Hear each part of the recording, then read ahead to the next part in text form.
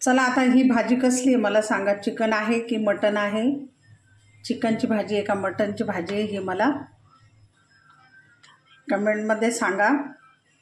कसली भाजी आहे आणि ही भाजी बनवताना आता आपण मी दाखवते तुम्हाला पुढचं प्रोसिजर मी कशी भाजी बनवली. फक्त तोपर्यंत तुम्ही मला सांगा कसली भाजी मटन आहे की चिकन आहे हे मात्र मला आवर्जून सांगा आणि खाऊनही सांगा. आणि चला मग आता आपण पुढे बनवायला घेऊ. ही भाजी कशी बनवायची ती तुम्हाला मी दाखवते आता.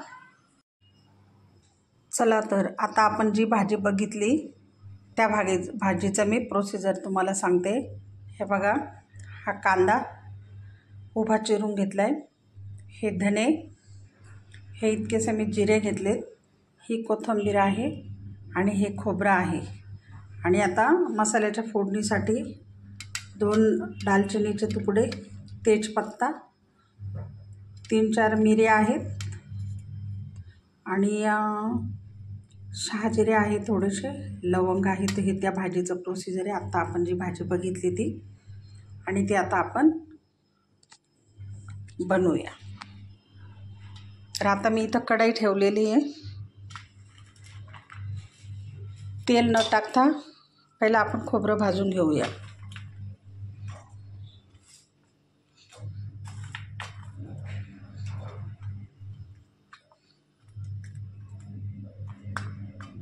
हे खोबरं चांगलं ब्राऊन होईपर्यंत भाजायचं आहे आपल्याला.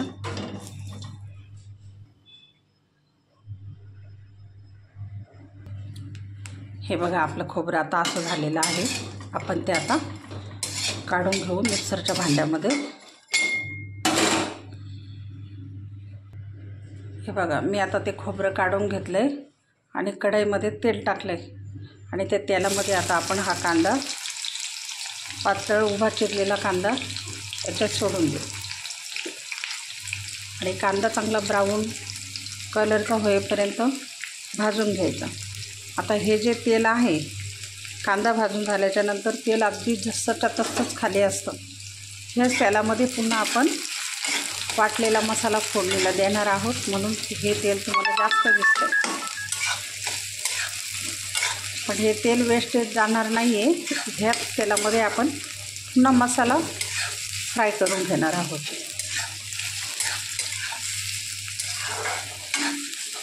तर कांदा भाजेपर्यंत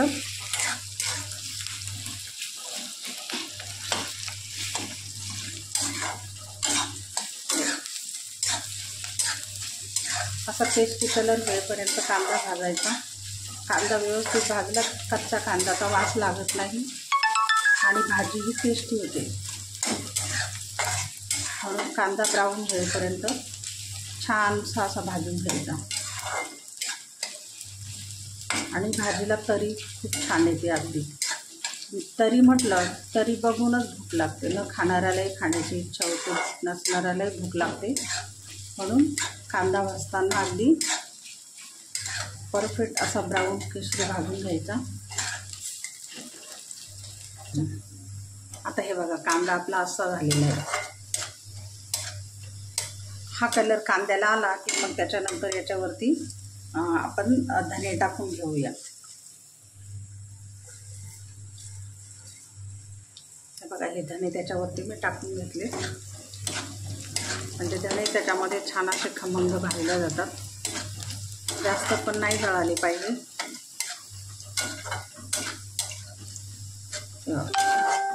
झाला की नाही सुंदर असं.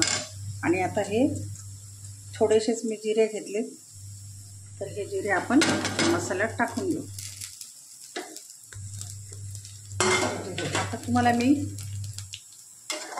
अगदी 1.5 इंच दालचिनीचा तुकडा दाखवला होता, तर त्याच्यातला अर्धा तुकडा याच्यात टाकायचा.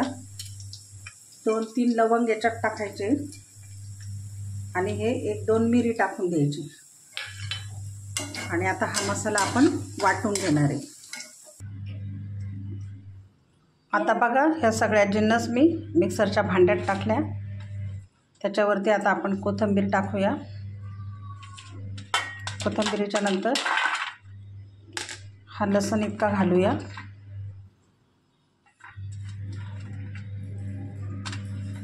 आणि हे वाटण आपण करून घेऊ. आता वाटण करेपर्यंत तुम्हाला पुढची एक ट्रिक सांगते.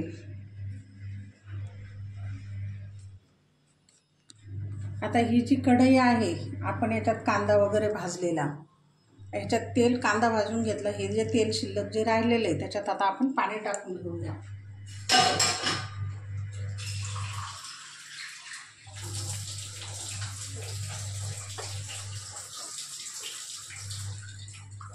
हे बघा, मी आता याच्यामध्ये पाणी टाकून घेते या तेलामध्ये. गॅसला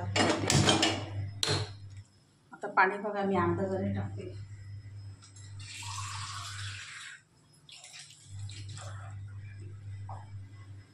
आता आपला मसाला गार होतोय, तोपर्यंत थंड होईपर्यंत आपण हे प्रोसेस करून घेऊ भाजी बनवण्यासाठी. म्हणजे ती भाजी तुम्हाला जी मी आता दाखवली तर्रीबाज भाजी, त्या भाजीचं हे प्रोसेस आहे. हे मी इतकं पाणी टाकून घेतले त्याच्यामध्ये. पाण्याच्या नंतर आखे जिरे अगदी थोडेसेच टाकायचे, हे आखे जिरे. त्याच्यानंतर हळद टाकून घ्यायची,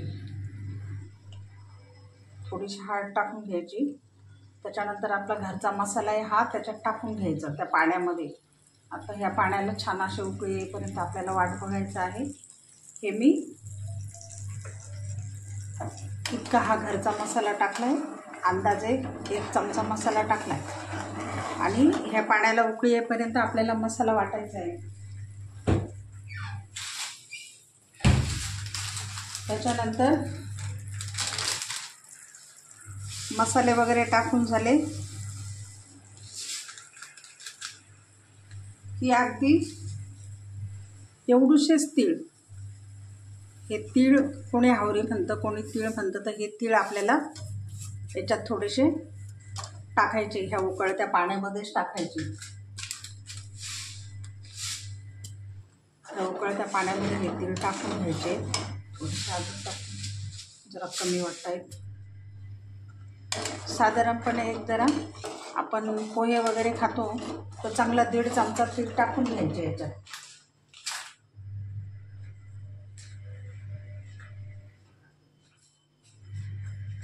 त्याच्यानंतर आपल्या आवडीनुसार मीठ टाकायचं. आता मी हा 1 चमचा मीठ टाकलंय त्याच्यामध्ये. फुल 1 चमचा मीठ टाकून घेतलंय मी. आता हे छान उकळी आली आहे. तिकडे आपला मसालाही थंड होतोय, तोपर्यंत मिक्सरला बारीक करायच्या पहिला आपण हे प्रोसिजर करून घेऊ. आता मी हे पाण्याला उकळी आल्याच्या नंतर काय घेतलंय, हे आहे डाळीचं पीठ. आता हे डाळीचं पीठ टाकून याच्यामध्ये मी 1 वाटी पीठ घेतलं आणि हे चांगलं असं मिक्स करायचं याच्यात. म्हणजे आपला मसाला मिक्सरला करेपर्यंत हे चांगलं शिजलं जाते. हे मी डाळीचं पीठ घेतलं आणि आता नवीन नावं आले खरं ह्या भाजीला, पण अगदी आपले जुने आजी वगैरे, काकी, मावशी, आई ह्या भाजीला खरं म्हणायच्या आळणी घाटाची भाजी. आता आपण वाटवड्या पण आहेतच, पण ह्या भाजीचं ओरिजिनल नाव आहे आळणी घाट. हे बघा, हे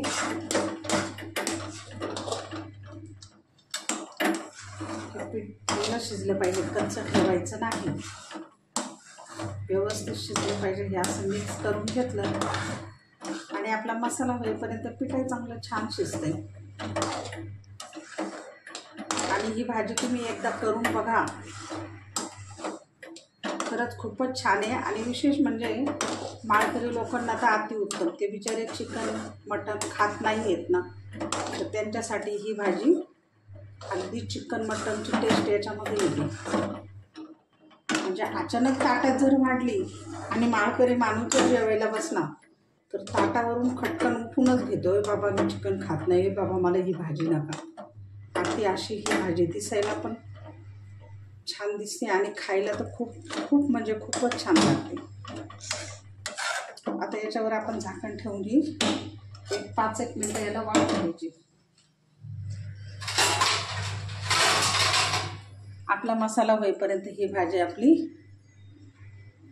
छान हे पीठ शिजल्या जाते तोपर्यंत आता आपण मसाला करू.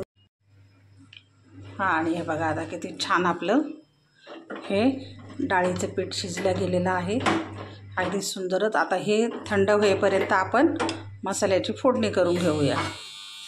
तोपर्यंत हे थंड होते तोपर्यंत मसाल्याची फोडणी करू. आता हे बघा ते थंड करायला मी ठेवेपर्यंत आपण मसाल्याला फोडणी देऊ. आता हे जे मी तुम्हाला दाखवलं होतं हे 2-3 तेजपत्ते, हा 1 इंच आल्याचा दालचिनीचा तुकडा, हे थोडेसेच अगदी शहाजिरे, 2-3 लवंग आणि मिरी हे आपण आता तेलात टाकून घेऊया.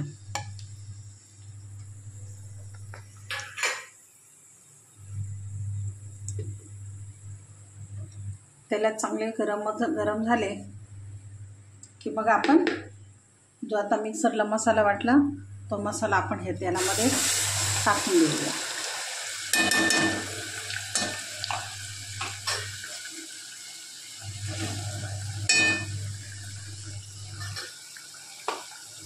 आणि आता आपण घरचे मसाले टाकू. मग आता घरचे मसाले काय, त्याच्यात हळद गेली, घरचा मसाला मी बनवलेला घरचा मसाला आहे हा, 2 तिखट नाही आहे म्हणून,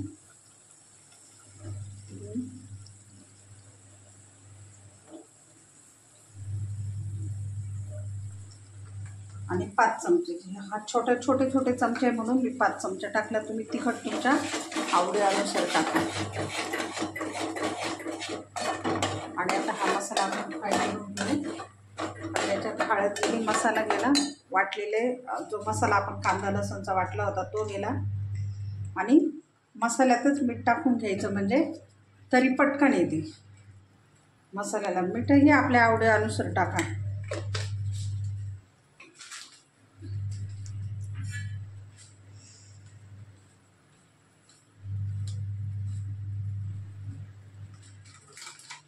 आणि अगदी थोडासा कोथिंबिरी मसाला मी टाकून घेतला याच्यात. आणि हा मसाला तेल सुटेपर्यंत आपल्याला परतवायचा आहे.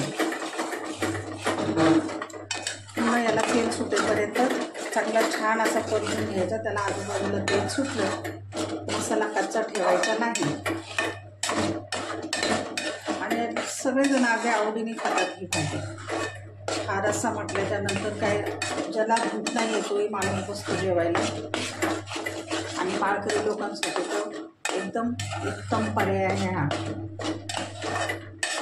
नॉनव्हेज खाणारे सगळे खातात, ते लोक नॉनव्हेज खात नाही तर त्यांच्यासाठी हा पर्याय खूप उत्तम आहे. आता त्याला तेल सुटेपर्यंत परतवायचं आहे. हा हे बघा आता किती मसाल्याला अगदी छान तेल सुटलंय. असं आजूबाजूला तेल सुटलं आणि मसाला असा छान फ्राय केला ना तर मग भाज्या टेस्टी पण होतात आणि छान पण लागतात आणि तरी पण दिसते. कुठलाही व्हिडिओ बघताना आहे ना कधी स्किप करून बघायचा नाही, कारण की काय प्रोसिजर मग मधलं निघून जातं, आपल्या लक्षात येत नाही आणि मग भाजीची चव बिघडते.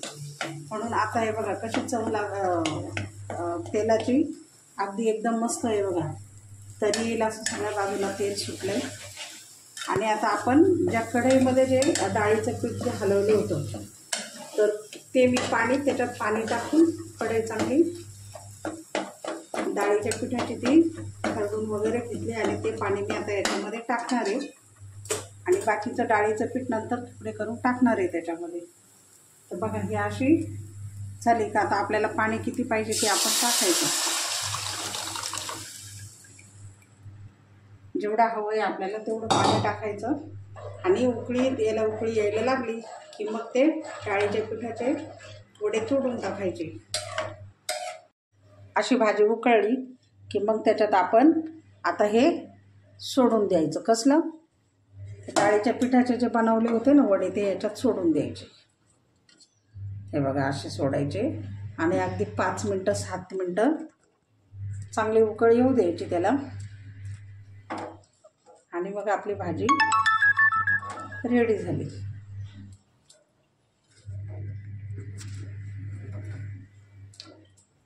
म्हणून मी सांगितलं की ही आपली माळकरी लोकांना चिकन मटन नाही खात त्यांच्यासाठी ही भाजी एकदम उत्तम पर्याय आहे. छान पण लागते. करून बघा एकदा, खाऊन बघा, मला कमेंटमध्ये सांगा. आणि व्हिडिओ अजिबात स्किप करून बघू नका, पूर्ण व्हिडिओ बघा, म्हणजे भाजीची आयडिया येते आणि सुंदर भाजी होते. अशी एकदा ही भाजी तुम्ही करून बघा.